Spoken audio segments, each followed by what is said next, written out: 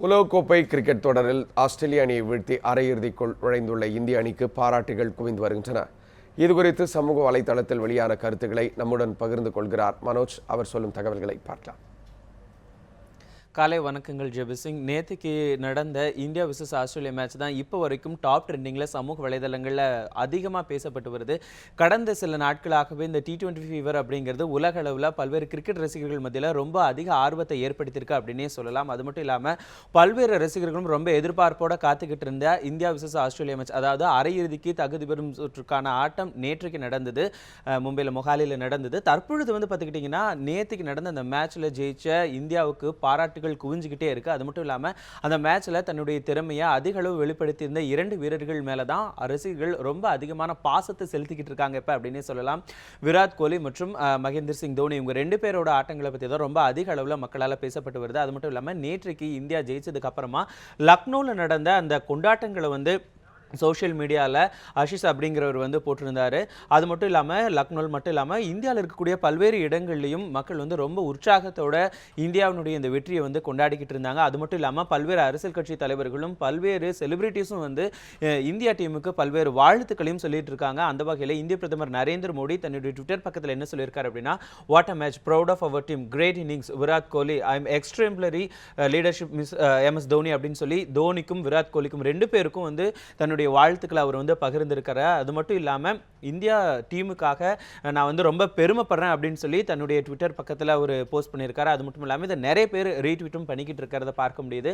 அதுக்கப்புறமா பாலிவுட்டோட சூப்பர் ஸ்டார்னு சொல்லக்கூடிய அமிதாப் பச்சன் என்ன சொல்லியிருக்காரு அப்படின்னா, Virat, you are simply genius.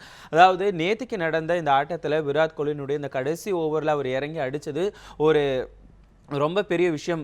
ரொம்ப இந்தியா ஜெயிக்குமா ஜெயிக்காதா அப்படின்னு சொல்லி ஒரு குழப்பத்தில் ரசிகர்கள் இருந்த சமயத்தில் MS தோனி ஆகட்டும் விராட் கோலி ஆகட்டும் 2 பேருடைய அந்த திட்டம் அப்படிங்கிறது ரொம்பவே கை கொடுத்தது. ஆகவே 2 பேர்த்தோட ஒர்க்குனால தான் நேற்றுக்கு இந்தியா ஜெயிச்சிருக்கு அப்படின்னு சொல்லி விராட் கோலிக்கு தன்னுடைய வாழ்த்துக்களை அவர் பகிர்ந்திருக்கிறத நம்மளால் பார்க்க முடியுது. அதுக்கப்புறமா அனில் கபூர், பாலிவுட் நடிகர் அனில் கபூர் என்ன சொல்லியிருக்காருன்னா, the game, the slate, the conquered, team India wins again, you are a rock star Virat Kohli அப்படின்னு சொல்லி விராட் கோலிக்கு தன்னுடைய வாழ்த்துக்களை அவர் பகிர்ந்திருக்கிறத நம்மளால் பார்க்க முடிகிறது. அதுக்கப்புறமா இன்னொரு புதிய விஷயம் என்ன அப்படின்னா, ஆஸ்திரேலியாவை சேர்ந்த ஷான் வாட்சன் நேற்று கூட அவர் கிரிக்கெட் வாழ்க்கையிலிருந்து விடைபெறுவதாக கூட அறிவிச்சிருந்ததை பார்க்க முடிந்தது. அவர் என்ன ட்வீட் பண்ணியிருக்காரு அப்படின்னா, what an absolute pleasure to witness that tonight, incredible, can't wait to finally to be on the same team, way to go R with tweets அப்படின்னு சொல்லி தன்னுடைய ட்விட்டர் பக்கத்தில் அவர் பதிவிட்டிருக்காரு. நேற்றுக்கு நடந்த இந்தியா வர்சஸ் ஆஸ்திரேலியா மேட்ச்சில் விராட் கோலியினுடைய இந்த திறமையான ஆட்டத்தை பார்த்து நான் ரொம்பவே வியந்து போயிட்டேன் அப்படின்னு சொல்லி ஷான் வாட்சன், அதாவது ஆஸ்திரேலிய கிரிக்கெட் அணியினுடைய வீரரே தன்னுடைய ட்விட்டர் பக்கத்தில் பதிவிட்டிருந்தது பல ரசிகர்கள் மத்தியில் ரொம்பவே ஒரு ஆச்சரியத்தை ஏற்படுத்தியிருக்கு அப்படின்னே சொல்லலாம். அதுக்கடுத்தரா இன்னும் பல மீம்ஸ் கிரியேட் ஆகிட்டே இருக்கு. இந்த விராட் கோலியினுடைய இந்த திறமையான ஆட்டத்தை ரொம்பவே பெருமையாக எல்லாரும் மீம்ஸ் கிரியேட் பண்ணி எல்லாரும் ஃபேஸ்புக்கில் போஸ்ட் பண்ணிக்கிட்டு இருக்காங்க. அது மட்டும் இல்லாமல் ட்வீட்ஸ் பண்ணிக்கிட்டு இருக்காங்க.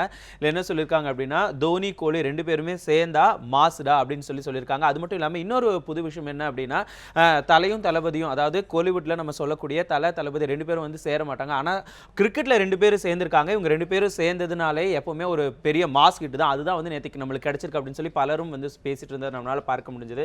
அதுக்கப்புறமா இன்னொருத்தர் என்ன சொல்லியிருக்காங்கன்னா, அட்ரா கோலி இருந்தாலும் தாறுமாறு இந்தியாடா, நேற்றுக்கு நடந்த அந்த கடைசி 5 ஓவரில் இருக்கிறது தான் ரொம்பவே அதிக இன்ட்ரெஸ்டிங்காக இருந்தது அந்த மேட்ச்ல அப்படின்னு சொல்லியிருந்திருக்காரு.